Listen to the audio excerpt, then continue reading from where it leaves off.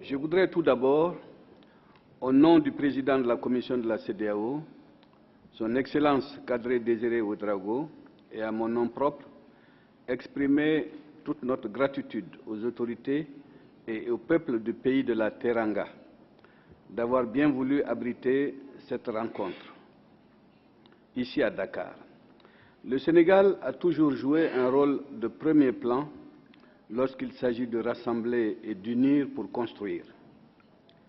Nos remerciements vont également à l'endroit du système des Nations Unies et en particulier à la Commission économique pour l'Afrique et à son bureau sous-régional pour l'Afrique de l'Ouest, qui n'a ménagé aucun effort pour associer la CEDEAO à ces différentes rencontres.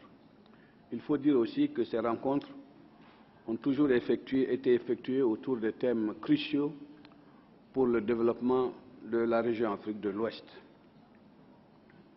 Aussi, notre présence ici à cette réunion est le fruit de l'excellente coopération qui se développe entre la CEA et la CEDEAO, sous l'égide de l'équipe Dimitri Sanga. Monsieur le ministre, Mesdames et Messieurs, que dire du thème choisi, sinon qu'il vient à point nommé?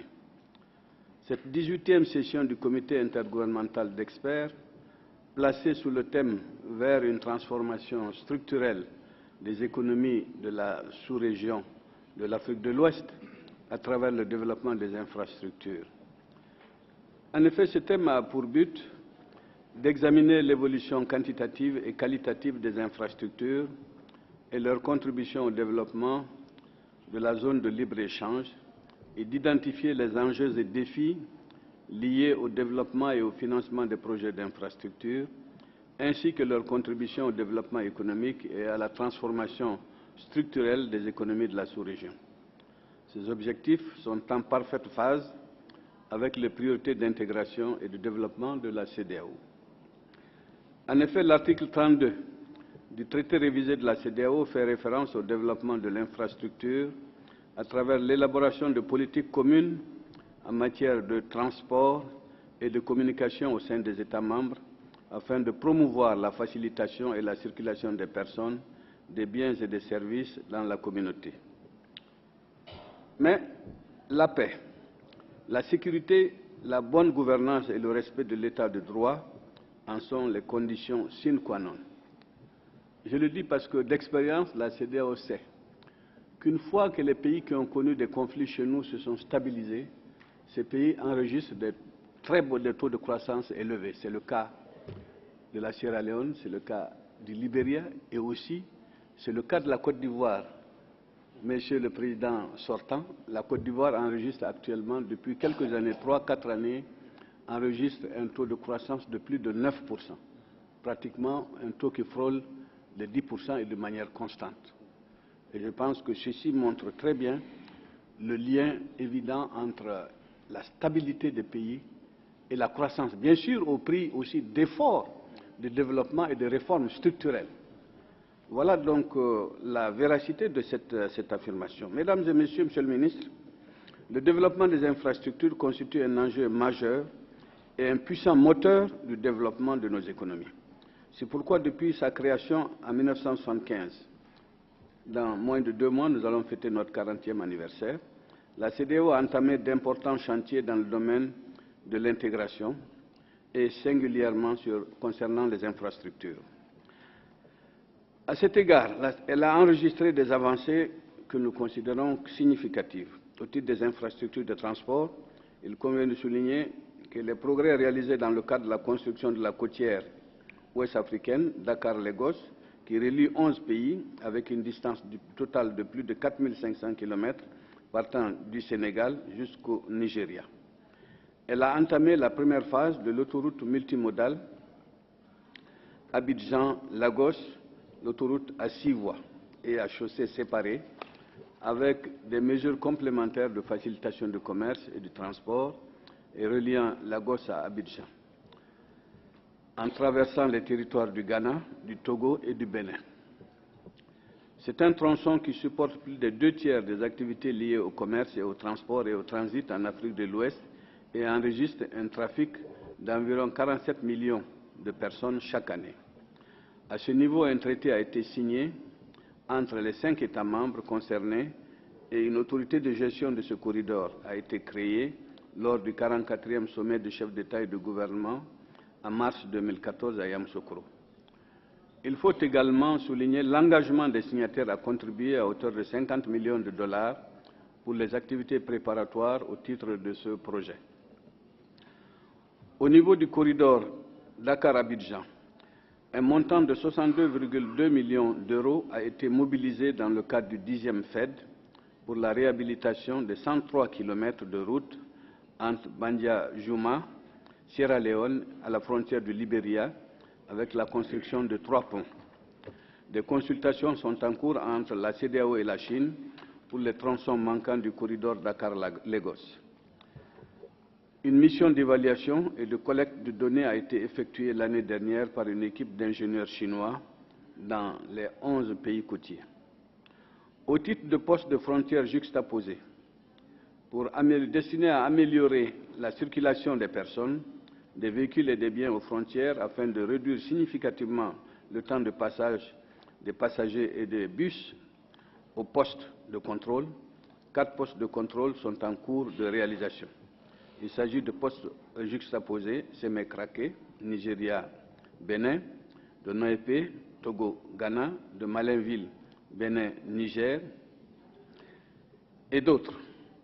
Il faut cependant souligner que malgré cela, les tracasseries continuent. Parce que nous avons eu une récente réunion avec la Banque mondiale à Accra, dans le cadre de notre coopération, et la Banque mondiale a montré des chiffres vraiment d'accroissement de tracasseries malgré tous ces efforts. Cela veut dire qu'en matière de libre circulation, beaucoup d'efforts sont encore à faire, mesdames et messieurs. Au niveau du transport ferroviaire, un plan directeur du réseau ferroviaire de l'Afrique de l'Ouest a été élaboré en 2009, identifiant 17 chaînons prioritaires avec 3300 km de rails existants à réhabiliter et 6700 km de nouvelles lignes à construire. Au niveau du transport aérien, il faut souligner également que des efforts sont en cours.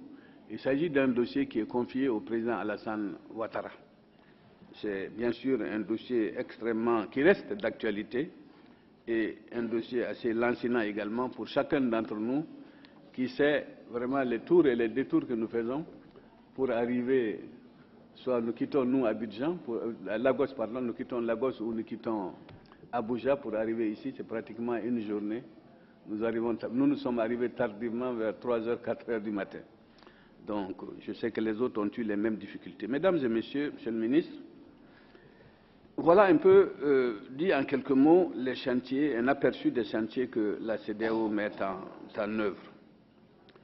Je voudrais donc dire au cours de cette rencontre que nous avons, la CEDEAO apprécié particulièrement le document de base qui a été produit par l'équipe Dimitri Sanga et son équipe. Il faut le dire, ce document procède à une analyse très fouillée de la situation. Il fait le lien entre les infrastructures, le libre-échange, la croissance et la compétitivité. Il met en exergue les énormes potentialités existantes, mais aussi les contraintes, de manière tout à fait cinglante. Mais surtout, ce document fait des propositions. C'est l'occasion, mesdames et messieurs, de féliciter l'équipe d'experts qui a travaillé pendant 2 jours. Je les ai suivis. Et donc qui a pu enrichir le document. J'ai aussi suivi les exposés, nous avons suivi les exposés qui ont été faits par les consultants, et en particulier le thème exposé par le Sénégal relatif à l'expérience de ce pays en matière de définition, de construction et de financement de projets d'infrastructures d'intégration. Cette contribution a été une contribution de taille.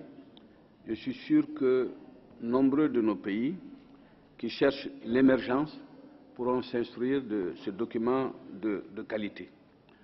Pour conclure, Monsieur le Ministre, Mesdames et Messieurs, les discussions de nos experts ont abouti à des conclusions et à des recommandations que je considère pertinentes, qu'il nous appartient d'apprécier.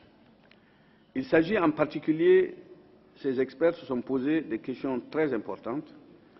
La première question qui s'est posée, que j'ai noté, c'est les mécanismes innovants de financement. Nous, au niveau de la CEDEAO, nous avons trouvé un mécanisme, c'est que nous appelons FODT, que certainement un document que beaucoup d'entre vous connaissent. Les experts se sont posés aussi sur le problème d'une meilleure articulation entre les projets et programmes dans le domaine des infrastructures, tant au niveau national que régional. C'est-à-dire, que veulent ces experts? Ils nous disent, lorsque nous travaillons dans le cadre des projets et programmes au niveau national, nous devons penser également à l'articulation de ces projets et programmes par rapport aux routes, au moins au niveau transfrontalier. Et par exemple, l'autoroute la transsaharienne et d'autres routes, comme j'ai parlé de la route Abidjan-Lagos. Donc il faut toujours avoir à l'esprit cela. Je crois que cet esprit a été développé. Les experts se sont penchés sur le problème des ressources humaines. C'est lancinant problème des ressources humaines auxquelles nous devons, notamment dans le domaine des infrastructures. Ils se sont penchés aussi au volume d'investissement réservé aux infrastructures. Je crois que les documents révèlent de manière claire, le document de CA montre, l'INAME, que la Chine a investi fortement dans une part importante de son budget, pratiquement 14% du budget sur des années dans le domaine des infrastructures. Ce n'est pas le cas pour la plupart de nos pays. Enfin, le problème de la stabilité, de la paix et de la sécurité. Je crois que tout ceci, c'est la condition sine qua non. Mesdames et messieurs les ministres, mesdames et messieurs, je voudrais donc, avant de terminer, féliciter, donc, comme je l'ai dit encore une fois, l'équipe Dimitri Sanga, la personne et toute son équipe, pour l'énorme travail qui est fourni et aussi pratiquement l'institutionnalisation de cette rencontre. Encore une fois, merci à M. Dimitri et son équipe. Merci aussi aux experts qui ont travaillé d'arrache-pied pour nous donner aujourd'hui de la matière pour pouvoir travailler pour cette réunion. Monsieur le ministre, je vous remercie. Merci beaucoup.